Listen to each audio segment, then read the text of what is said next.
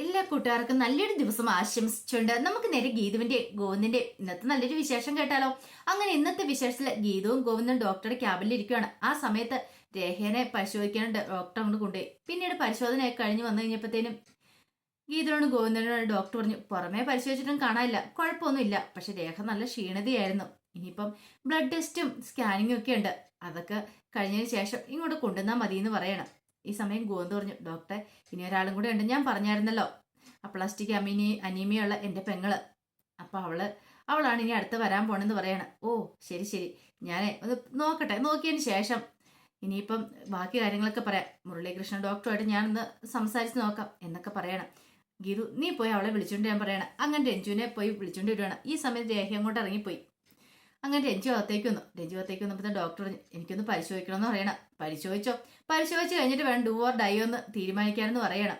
ഇത് കേട്ടതും വല്ലാത്തൊരു ഞെട്ടൽ ഗോവിന്ദനും ഗീതയിലും ഉണ്ടാവാണ്. പിന്നെ ഡോക്ടർ അങ്ങോട്ട് പരിശോധിക്കാൻ കൊണ്ടുപോയി കഴിഞ്ഞപ്പോൾ ഗോവിന്ദനോട് ഗീത പറഞ്ഞു, കേട്ടില്ല അവള് പറഞ്ഞത്, അവളുടെ മനസ്സിനറിയ എപ്പോഴും ഓരോ കാര്യങ്ങൾ ഇങ്ങനെ വന്നുകൊണ്ടിരിക്കും, അറിയാതെ പറഞ്ഞു പോന്ന, പക്ഷേങ്കിൽ അവൾ പറഞ്ഞിട്ട് പോയത് കേട്ടില്ലേ ഗോവിന്ദേട്ടാ. സാരമില്ല, പോട്ടെ, അവളൊന്നും അറിഞ്ഞുകൊണ്ട് പറയുന്നല്ലോ, അതാ എനിക്ക് വിഷമം. അവള് മനുഷ്യനെ നെഞ്ചി കുത്തുന്ന ഓരോ വർത്തമാനങ്ങളെ ഇടയ്ക്ക് ഇങ്ങനെ പറഞ്ഞുകൊണ്ടിരിക്കുന്നത്, അവളെ നാവിൽ നിന്ന് അറിയാതെ വന്നു പോകുന്നതാണെങ്കിൽ പോലും. അങ്ങനെ അവരുടെ പരിശോധന കഴിഞ്ഞുകൊണ്ട് വന്ന നിമിത്തം ഡോക്ടറിനെ കുഴപ്പമൊന്നും പുറമെ കാണുന്നില്ലെന്ന് പറയണം. ഈ സ്കാനിങ് ഒക്കെ നടത്തി കഴിഞ്ഞിട്ട് നമുക്ക് നോക്കാമെന്ന് പറയാം. എന്നാൽ ശരി ആയിക്കോട്ടെ എന്ന് പറഞ്ഞു കഴിയുമ്പോഴത്തേക്കും ഗീതവും ഗോന്നും കൂടെ പുറത്തേക്ക് പോകുന്ന കഴിഞ്ഞപ്പോഴത്തേക്കും നേഴ്സിനോട് പറഞ്ഞാൽ അടുത്ത പേഷ്യന്റിനെ വിളിക്കാൻ പറയണം. ആ സമയം ഗീതവും കൊന്നും പുറത്ത് വന്ന് നിൽക്കുകയാണ്. പെട്ടെന്ന് തന്നെ ഗീതവും കൊന്നും കൂടെ അകത്തേക്ക് കയറി ചെല്ലുവാണ്. അപ്പൊ നേഴ്സ് ഇങ്ങനെ നോക്കുവാണ്. പെട്ടെന്ന് ഡോക്ടർ ഇതെന്താ നിങ്ങൾ വീണ്ടും വന്നേ, എന്തെങ്കിലും സംശയമുണ്ടോ? സംശയങ്ങൾ ഞാൻ എല്ലാം പറഞ്ഞു തന്നല്ലേ, പിന്നെ നിങ്ങൾ വീണ്ടും വരേണ്ട കാര്യമുണ്ടോ എന്ന് ചോദിക്കുകയാണ്. ഇത് കേട്ടോ ഗോന്ന് പറഞ്ഞു, അതല്ല ഡോക്ടറെ, പിന്നെയോ ഞങ്ങൾ അപ്പോയിന്റ്മെന്റ് എടുത്തിട്ട് വന്നതാണെന്നോ? അതല്ലേ രണ്ടുപേരെ കയറി കാണിച്ചേ, ഇനി ആരാന്ന് ചോദിക്കണം. എന്റെ ഭാര്യേനോ? ഇതെന്റെ മിസ്സീസ് ഗീതു, ഇവള് പ്രഗ്നന്റ് ആന്ന് പറയണേ. ഇതും പ്രഗ്നന്റ് ആണോന്ന് ചോദിക്കണം. ആഹാ കൊള്ളാലോ, ഇങ്ങനെയാണെങ്കിൽ ഹോസ്പിറ്റലിൽ തന്നെ നിനക്ക് ഒരു വാടക വീട് എടുക്കേണ്ട വരൂല, 3 ഗർഭിണികളുണ്ടല്ലോ എന്ന് പറയണേ. ഇത് കേട്ട് കഴിഞ്ഞപ്പോൾ തന്നെ ഗീതവും ഗോന്നും കൂടെ ചിരിക്കുകയാണ്. പിന്നീട് ഗീതനെ പരിശോധനയ്ക്ക് വേണ്ടി ഡോക്ടർ ഉണ്ട്. അങ്ങനെ പരിശോധന എല്ലാം കഴിഞ്ഞ് വന്നപ്പോൾ ഡോക്ടർ ഒരു കാര്യം ചെയ്യും, ഇവരുടെ എല്ലാവരുടെയും ബ്ലഡ് ടെസ്റ്റും സ്കാനിങ്ങും എല്ലാം നടത്തിയിട്ട് പോന്നുള്ളൂ, അപ്പൊ കാര്യങ്ങളൊക്കെ പറയാന്ന് പറയാണ്. അങ്ങനെ അവിടുന്ന് ഗീതനും കൂടെ പുറത്തേക്ക് വരിക. പുറത്തേക്ക് വന്നു കഴിഞ്ഞപ്പോഴത്തേനും രേഖ നെഞ്ചോടെ കാത്തിരിക്കുന്നുണ്ടായിരുന്നു. പിന്നീട് ഗീതനോട് പറഞ്ഞു, നീ ഒരു കാര്യം ചെയ്യാം, നീ ബ്ലഡൊക്കെ പോയി ടെസ്റ്റ് ചെയ്യാൻ കൊടുക്കുക, ആ സമയത്ത് ഞാൻ ഇവരെ സ്കാനിങ് റൂമിലാക്കിയിട്ട് വരാമെന്ന് പറയണം. അങ്ങനെ ഗോവിന്ദ് രഞ്ജുവിനെ രേഖനെയും കൊണ്ട് സ്കാനിങ് റൂമിലേക്ക് പോവാണ്. സ്കാനിങ് റൂമിൽ ചെന്നിട്ട് രേഖനെ എവിടെ ഇരുത്തി. രേഖയ്ക്കാണെങ്കിൽ വല്ലാതെ തളർന്ന പോലെ തോന്നുന്നുണ്ടായിരുന്നു. പിന്നീട് രഞ്ജുവിനോട് അകത്തേക്ക് എല്ലാം പറയണം.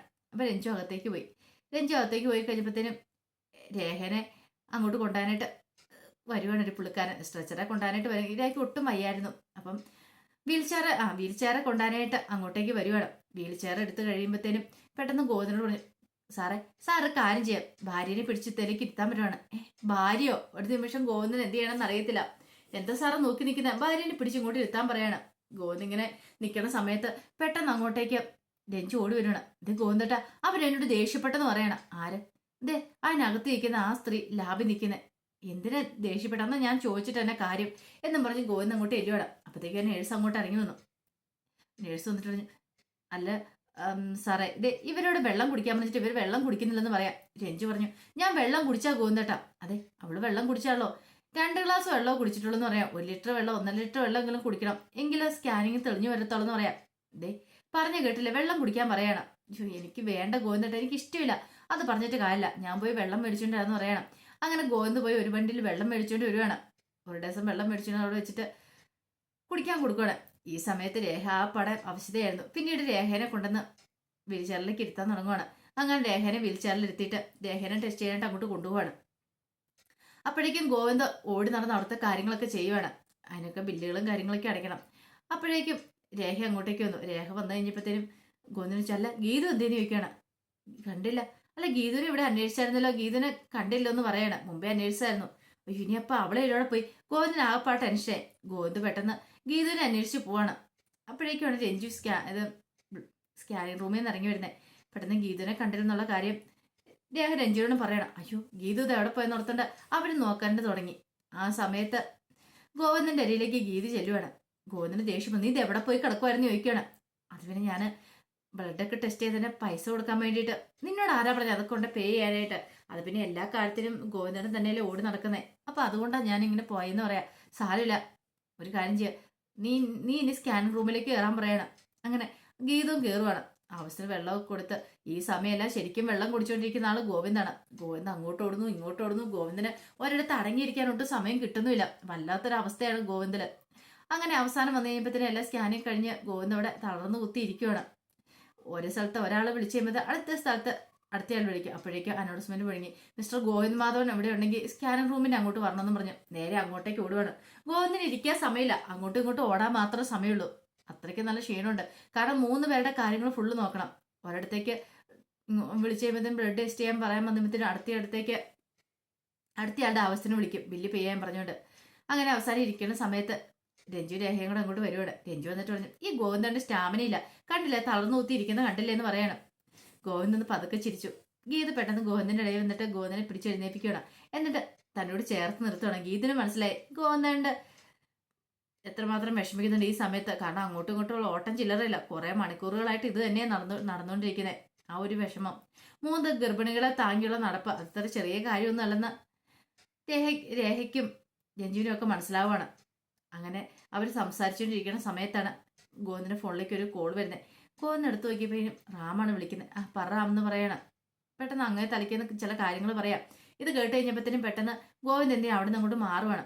കാരണം രഞ്ജുവും രേഖയൊക്കെ കൂടി ഇരുന്നുണ്ട്. ഈ സമയം ഗീതു ഞാനിപ്പോൾ വരാമെന്ന് പറഞ്ഞുകൊണ്ട് ഗോവിന്ദന്റെ പുറകെ അങ്ങോട്ട് ചെല്ലുവാണ്. ഈ സമയം ഗോവിന്ദ് ഫോൺ വിളിക്കും അവിടെ മാറിപ്പോയിന്നിട്ട്. റാം പറഞ്ഞു കാര്യങ്ങൾ എന്താണെന്ന് വെച്ച് തെറിച്ച് പറയാൻ പറയണം. അങ്ങനെ അവിടെ നിന്ന് കുറെ കാര്യങ്ങളൊക്കെ പറയണം. അപ്പം നമുക്കിനി ഒന്നും ചെയ്യാൻ പറ്റത്തില്ലേ, നോക്കട്ടെ എന്ത് ചെയ്യാൻ പറ്റുമെന്ന്. അങ്ങനെ പെട്ടെന്ന് എളുപ്പത്തിൽ ഒന്നും ചെയ്യാൻ പറ്റുമെന്ന് തോന്നില്ലെന്ന് പറയണം. അങ്ങനെ പറഞ്ഞിട്ട് റാം ഫോൺ വെക്കോട്. ഈ സമയം ഗീതി ചോദിച്ചു, എന്താ ഗോവിന്ദേട്ടാ കാര്യം എന്താന്ന് ചോദിക്കടാ. അല്ല അത് പിന്നെ കാര്യം എന്താന്ന് പറ. ധ്യാനുണ്ടല്ലോ, ധ്യാൻ ഇപ്പൊ പോലീസ് കസ്റ്റഡിയിലാന്ന് പറയണേ. പോലീസ് കസ്റ്റഡിയിലോ? അതെ, അവിടുത്തെ കനേഡിയൻ പോലീസിന്റെ കസ്റ്റഡിയിലാണ് ധ്യാൻ എന്ന് പറയാം. അതിന് എന്ത് തെറ്റാ ചെയ്തേ? അല്ല രഞ്ജു പ്രഗ്നന്റാന്ന് അറിഞ്ഞു കഴിഞ്ഞപ്പോഴത്തേക്കും ധ്യാൻ ഇങ്ങോട്ട് വരാൻ ശ്രമിച്ചല്ലോ. അപ്പൊ അവന് ലീവും കാര്യങ്ങളൊന്നും കിട്ടിയില്ല. അവനാണെങ്കിൽ ഇങ്ങോട്ട് പോകണമെന്ന് പറഞ്ഞ് ഒരേ വാശി. അങ്ങനെ അവൻ പോരാൻ തീരുമാനിച്ചു. പക്ഷെ അവന് ലീവ് കിട്ടാത്തതുകൊണ്ട് അവന് ബുദ്ധിമുട്ടായിരുന്നു പോരിച്ചതെന്ന് പറഞ്ഞ്. ബാക്കി എല്ലാവരും സംഭവിച്ചു, ഒരാൾ മാത്രം സംഭവിച്ചില്ല, ഡയറക്ടർ ബോർഡിലെ. അപ്പൊ അയാളോട് ദേഷ്യം ധ്യാൻ അവസാനം അങ്ങോട്ടും ഇങ്ങോട്ടും 1-2 പറഞ്ഞ് അയാളെ കയറി ഇടിച്ചെന്ന് പറയാണ്. ഇത് കേട്ടും ഗീതു ഞെട്ടിപ്പോ അപ്പൊ ഇനി എന്ത് ചെയ്യും, എന്ത് ചെയ്യാനാന്ന് പറ. ഇനിയിപ്പോ അയാളെ കൊണ്ട് കേസ് കൊടുത്ത് അതോടുകൂടി തീരും, കാര്യങ്ങളൊക്കെ അവതാളത്തിലാവും. ഇപ്പൊ തന്നെ ധ്യാൻ പോലീസ് കസ്റ്റഡിയില്ല. അവൻ അപ്പുറത്തെ ദേഷ്യത്തിന് ചെയ്തു പോയതാ, അടിക്കുകയും ചെയ്തു പോയതാ. അതിന്റെ കാര്യമില്ലായിരുന്നു. ഇതെങ്ങാനും രഞ്ജു പറഞ്ഞിട്ടുണ്ടെങ്കിൽ രഞ്ജുവിന് സഹിക്കാൻ പറ്റുന്ന കാര്യമില്ലെന്ന് പറയാം. പെട്ടെന്ന് ഗീത് പറഞ്ഞു, തൽക്കാലത്തേക്ക് രഞ്ജു അറിയണ്ടെന്ന് പറയാം. അവളെന്ന് നമുക്ക് ഈ കാര്യങ്ങൾ മറച്ചു വെക്കാന്ന് പറയാം. അവൾ അറിഞ്ഞിട്ടുണ്ടെങ്കിൽ എന്താ സംഭവിക്കുന്നത് പോലും അറിയത്തില്ലെന്ന് പറയാം. പിന്നീട് ഗോവിന്ദ് ശരി നമുക്ക് അങ്ങോട്ടേക്ക് പോകാന്ന് പറയണേ. ചെന്ന് കഴിഞ്ഞപ്പത്തിന് രഞ്ജു ചോദിച്ചു, ആരായിരുന്നു ഫോണില്? 2 പേരും കൂടെ ഭയങ്കര സീക്രട്ട് സംസാരമായിരുന്നല്ലോ എന്ന് പറയണേ. ആരുമില്ല, അത് ചുമ്മാ ഓരോരുത്തർ ഇങ്ങനെ ഓരോ മാഗസിന്റെ കാര്യം പറഞ്ഞുകൊണ്ടൊക്കെ വിളിക്കില്ലേ, അങ്ങനെയൊക്കെ വിളിച്ചാന്ന് പറയണം. ആ ശരി ശരി ആയിക്കോട്ടെ എന്ന് രഞ്ജു രേഖയും കൂടെ പറയണം. അവർക്ക് എന്തൊക്കെ സംശയങ്ങൾ മനസ്സിൽ തട്ടിയിട്ടുണ്ടെന്നുള്ള കാര്യം ഗോവിന്ദന് മനസ്സിലായി. ആ സമയത്ത് രേഖ പറഞ്ഞു, അതെ ഡോക്ടർ വരുമ്പത്തിന് അകത്ത് ക്യാബിനിലേക്ക് ചെല്ലാൻ ഡോക്ടർ പറഞ്ഞിട്ടുണ്ടായിരുന്നു ഗോവിന്ദനോട്. അങ്ങനെ ഗോവിന്ദ് പോകാൻ തുടങ്ങിയതിന് ഗീതോട് ഞാനും കൂടെ വരാം ഗോവിന്ദേട്ടാന്ന് പറഞ്ഞിട്ട് ഗോവിന്ദിന്റെ പുറകെ അങ്ങോട്ട് പോകണം. അങ്ങനെ പോയി കഴിഞ്ഞപ്പോഴത്തേനും രേഖ രഞ്ജുവിനോട് പറഞ്ഞു, അതെ കണ്ടില്ലേ പാവം ഗോവിന്ദേണ്ണ, ഇപ്പൊ തന്നെ കണ്ടില്ലേ എത്രമാത്രം ഓട്ടം ഓടുന്നേ. ഈ സമയത്ത് ഇങ്ങനെ ഒരു ഭർത്താവിനെ കിട്ടിയത് ഗീതന്റെ ഭാഗ്യം തന്നെയാ. ശരിക്കും ഗീത പുണ്യം ചെയ്യണം, അല്ലെങ്കിൽ ആരെങ്കിലും ഇങ്ങനെ ചെയ്യുന്ന കാര്യമാണോ? എന്റെ കിടം ഭർത്താവ് പോലും കൂടില്ല, പക്ഷെ എന്റെ കാര്യങ്ങൾ നിന്റെ കാര്യങ്ങൾ എല്ലാം ഭംഗിയായിട്ട് നടത്തിയില്ലേ, ഒന്നിനും ഒരു കുറവ് വരുത്താതെ. ഇതാണ് പറയുന്നത്, ഇങ്ങനൊരു പുരുഷനെ കിട്ടാൻ ആരും പുണ്യം ചെയ്യണം, ഇങ്ങനൊരു പുരുഷന് വേണ്ടിയിട്ട് എല്ലാവരും കൊതിക്കണേന്ന് പറയണം. ഇതൊക്കെ കേട്ട് കഴിഞ്ഞപ്പോഴത്തേനും രഞ്ജു ഒരു ചെറിയൊക്കെ ചിരിയൊക്കെ ചിരിച്ചുകൊണ്ട് അവിടെ നിൽക്കുകയാണ്. അപ്പൊ അതിന്റെ വിശേഷങ്ങളൊക്കെയാണ് കണ്ടത്. ഇതിന്റെ ബാക്കി വിശേഷങ്ങളുമായിട്ട് വൈകുന്നേരത്തെ പ്രമോയി വരാട്ടോ. ഒരിക്കൽ കൂടി എല്ലാവർക്കും നല്ലൊരു ദിവസം ആശംസിച്ചാണ് നിർത്തുന്നത്.